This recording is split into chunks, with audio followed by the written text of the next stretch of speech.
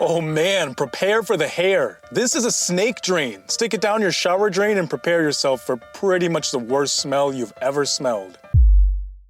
Now, arguably the hardest, longest, and most intimidating part of tailoring your own clothes is measuring and pinning. Let me clarify. It's not hard, but it can be time consuming.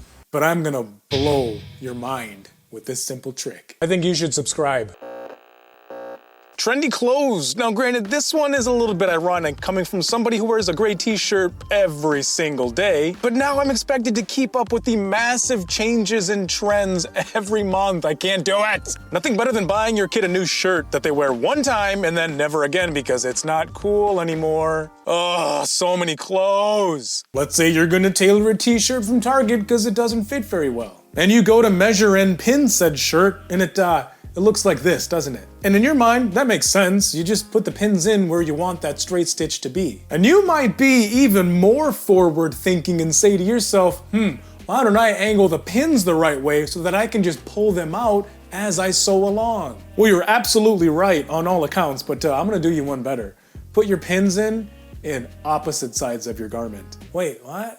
Yeah, opposite, because what happens is when you tailor one side of that garment, all of the bulk of the fabric is out of the way on the side of the machine. But then what happens when you go to tailor the other side? Well, it ends up getting all bunched up underneath your machine and you gotta kind of like stuff it through and feed it through and try and prevent it from getting just all in the way.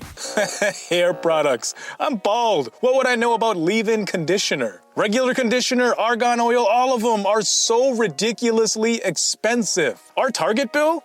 Straight up insanity. I took her to get her hair done in downtown Minneapolis and it came out great. They did a really good job, but oh boy, now we get to buy a $200 flat iron and no, not the steak. That does sound really good though. Well then pin up opposite sides of your garment, and for this example, a t-shirt, the front side and the back side, so that you could take advantage of the bulk of your fabric being off to the side out of the way on your sewing machine twice. Same with your pants. You probably, you pinned them up and they look like this, don't they? Well, that's all good and fine for one side, but what happens when you get to the other side? Now your pins are facing the wrong direction, so you gotta kind of awkwardly push them up and over and out of the way, and it's just a big old no bueno. Pin them up like this instead, that way you can just pull them all out as you go along. Boom.